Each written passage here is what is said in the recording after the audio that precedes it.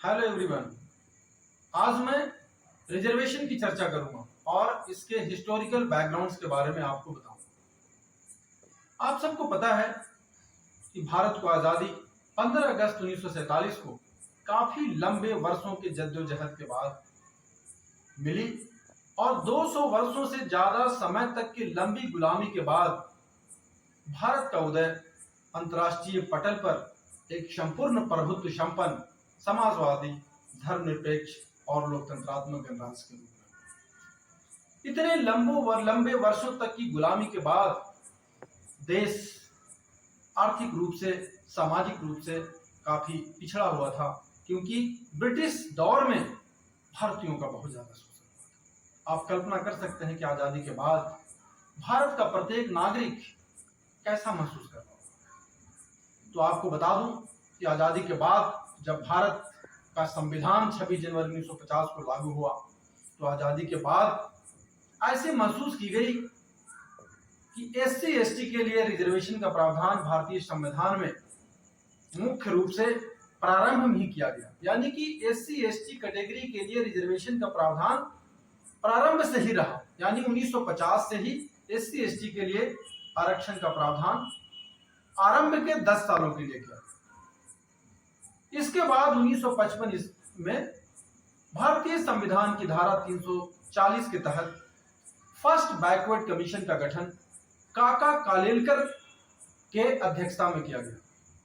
काका कालेलकर कमेटी के जो रिकमेंडेशंस थी उसमें बहुत सारी कमियां थी। उस वजह से ये कमीशन की रिकमेंडेशन थी उसको गवर्नमेंट ने लागू नहीं किया। दूसरा बैकवर्ड कमीशन का गठन 1978 में हुआ, जिसे हम मंडल कमीशन के नाम से जानते हैं, और इसके चेयरमैन थे बीपी मंडल, यानी कि बिंदेश्वरी प्रसाद मंडल, जो बिहार के एक्स चीफ मिनिस्टर थे। इस कमीशन का काम मुख्यतः था कि पिछड़ी जातियों की पहचान करना। इस कमेटी ने 1980 में अपनी रिपोर्ट गवर्नमेंट ऑफ इंडिया को सौंप दी। इस रिपोर्ट की जो मुख्य बातें थी, इसकी जो रिकमेंडेशंस थी, कुल 40 रिकमेंडेशंस थी। उस 40 रिकमेंडेशन में इस कमीशन ने मुख्य रूप से पिछड़ी जातियों की पहचान करी, जिनकी संख्या 3753 थी। यानी कि इतने पिछड़े लोगों को पूरी आबादी का, यानी 3753 जातियों में से कुल आबादी का इसको 52% माना। और आपको सरप्राइज होगा कि ये कमीशन की रिकमेंडेशन यदि 1980 में ही गवर्नमेंट ऑफ इंडिया को हैंड ओवर करी गई थी, लेकिन इसकी सिफारिशें 7 अगस्त 1990 को प्राइम मिनिस्टर बीपी सिंह के द्वारा लागू की और 40 सिफारिशों में से सिर्फ 2 रिकमेंडेशन को लागू किया गया। यानी कि ओबीसी कैटेगरी के लोगों के लिए रिजर्वेशन का प्रावधान मंडल कमीशन के रिकमेंडेशन के बेस पे 40 रिकमेंडेशन में से सिर्फ 2 रिकमेंडेशन को गवर्नमेंट ऑफ इंडिया के द्वारा स्वीकृत किया गया। और दोनों रिकमेंडेशन मुख्य रूप से है सरकारी नौकरी में 27% आरक्षण का प्रावधान और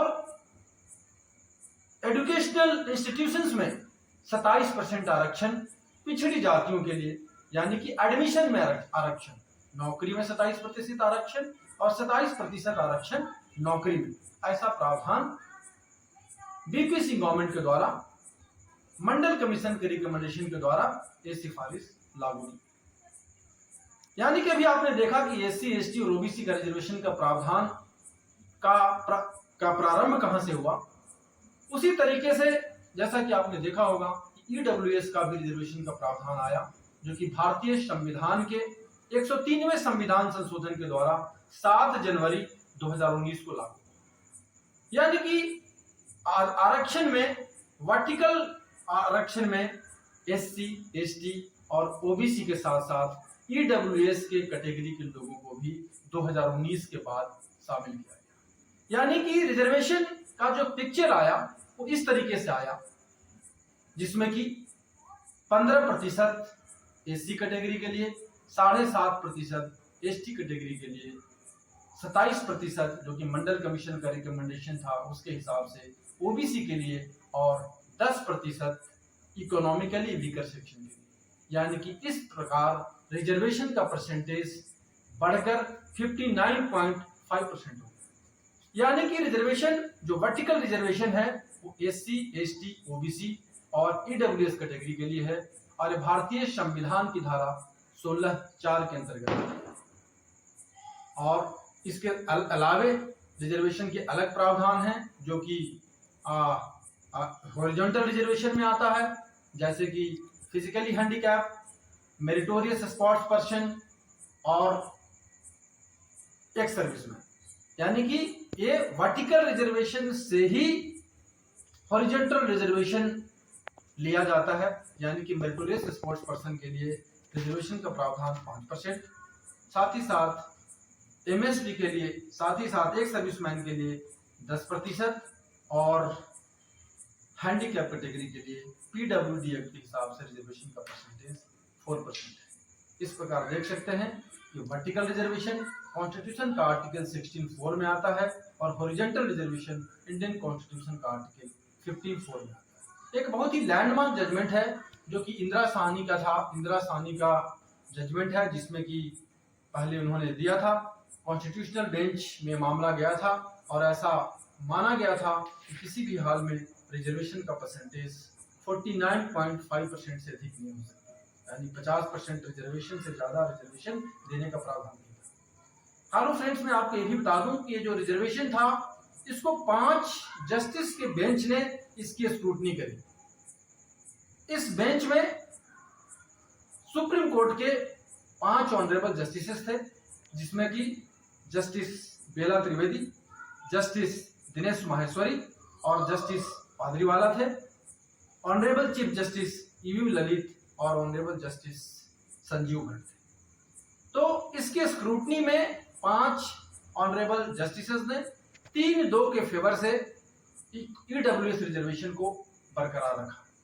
3 जो जज थे उनका ऐसा मानना था कि EWS रिजर्वेशन होना चाहिए, जिसमें ऑनरेबल जस्टिस बेला त्रिवेदी का रिमार्क्स था कि आजादी के 75 साल बाद रिजर्वेशन के ऊपर फिर से विचार करने की जरूरत है। साथ ही साथ ऑनरेबल जस्टिस पादरीवाला का मानना था कि वैसे लोगों के लिए जो कि नौकरी में हैं उनके लिए रिजर्वेशन का प्रावधान समाप्त कर देना चाहिए। लेकिन honourable chief justice EV Lalit और ऑनरेबल जस्टिस संजीव भट्ट ने EWS रिजर्वेशन को भारतीय संविधान के मूल ढांचे के खिलाफ माना। फिर भी ऑनरेबल सुप्रीम कोर्ट के कॉन्स्टिट्यूशनल बेंच की स्क्रूटनी में EWS रिजर्वेशन का प्रावधान 3-2 के बहुमत से कायम रहा और आज के समय में ये समस्त गवर्नमेंट जॉब्स में ये परसेंटेज लागू है। यानी कि कॉन्स्टिट्यूशनल बेंच के जजमेंट के बाद ये जो EWS रिजर्वेशन का जो 10% का जो सीमा है वो अभी कंटिन्यू कर दिया गया है। मुझे उम्मीद है कि आपको ये रिजर्वेशन का वीडियो काफ़ी पसंद आया होगा और आपको काफ़ी मदद करेगा आपको इसको बेसिक कॉन्सेप्ट को समझने में।